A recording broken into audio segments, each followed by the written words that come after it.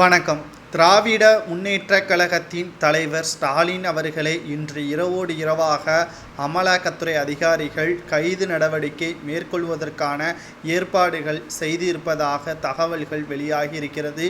ஏற்கனவே நாம் சொன்னபடிதான் டெல்லி முதல்வர் அரவிந்த் கெஜ்ரிவால் அவர்கள் 3வது முறையாக மத்தியில் மோடி அவர்களது ஆட்சி வந்துவிட்டால் முதலாவது கைது ஸ்டாலின் தான். அதுவும் ஜாமீனில் வெளிவர முடியாத அளவிற்கு கைது நடவடிக்கை மேற்கொள்ளப்படும் என்று டெல்லி முதல்வர் அரவிந்த் கெஜ்ரிவால் கூறியிருந்தார். தற்பொழுது ஆட்சி அமைத்து 15 நாட்கள் ஆகிவிட்டது.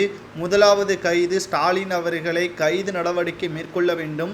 ஜாமீனில் வெளிவர முடியாத அளவிற்கு இந்த கைது அமைய வேண்டும் என்று அமலாக்கத்துறை அதிகாரிகளுக்கு தற்பொழுது உத்தரவுகளை பிறப்பித்திருக்கிறார் மோடி அவர்கள். அனைத்து ஆதாரங்களும் சேகரிக்கப்பட்டு விட்டன. இன்று இரவோடு இரவாக அனைவரும் கைது நடவடிக்கை மேற்கொள்ளப்படுவார்கள். ஸ்டாலின் உட்பட 4 மிக முக்கியமான அமைச்சர்கள் இதில் கைது செய்யப்படுவார்கள் என்றும் கூறப்படுகிறது. இது நடந்தால் நிச்சயமாக தமிழகத்தில் கலவரம் வருவதற்கு கூட வாய்ப்புகள் இருக்கிறது. சமீபத்தில்தான் 40 தொகுதிகளிலும் திராவிட முன்னேற்றக் கழகம் வெற்றியடைந்தது. இந்த கைது நடவடிக்கையால் தமிழகத்தில் கலவரம் வந்தாலும் ஆச்சரியப்படுவதற்கில்லை.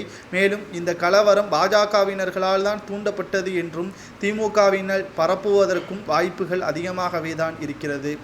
குறிப்பாக ஸ்டாலின் அவர்கள் கைது எதற்காக செய்ய வேண்டும்? மேலும் நீட்டை நாங்கள் ரத்து செய்வோம் என்று பல்வேறு வகையான வாக்குறுதிகளை கொடுத்துவிட்டு ஆட்சியை கைப்பற்றிய திமுகவினர்கள் 3 ஆண்டுகால ஆட்சியில் அமைச்சர்களின் சொத்து மதிப்பும் முதல்வரின் சொத்து மதிப்பும் தான் உயர்ந்துள்ளதை தவிர தமிழக மக்களின் வாழ்வாதாரம் எந்த ஒரு வகையிலும் உயரவில்லை. குறிப்பாக ஸ்டாலின் அவர்கள் செயல்பாடு மிக மிக மோசமானதாக தான் இருந்து வந்துள்ளது. மெரினா கடற்கரையில் சிலை வைப்பதற்காக பல கோடி ரூபாய் ஊழல் செய்ததாகவும், மேலும் லண்டன், சிங்கப்பூர், மலேசியா, ஜப்பான் போன்ற நாடுகளுக்கு சுற்றுப்பயணம் மேற்கொண்டு தமிழகத்தில் முதலீடுகளை ஈட்டுவதற்காக பல்வேறு மோசடிகளை செய்ததாகவும், சட்டத்திற்கு விரோதமாக பண பரிவர்த்தனை ஜப்பானில் செய்ததாகவும் இவர் மீது வழக்குப்பதிவு செய்யப்படலாம் என்ற தகவல்களும் வெளியாகியிருக்கிறது. ஸ்டாலின் அவர்களது பினாமிகள் யாரெல்லாம் இருக்கிறார்கள் என்பதையும் அண்ணாமலை அவர்கள் ஆதாரத்துடன் சிபிஐ துறைக்கு அனுப்பி வைக்கப்பட்டுள்ளார்.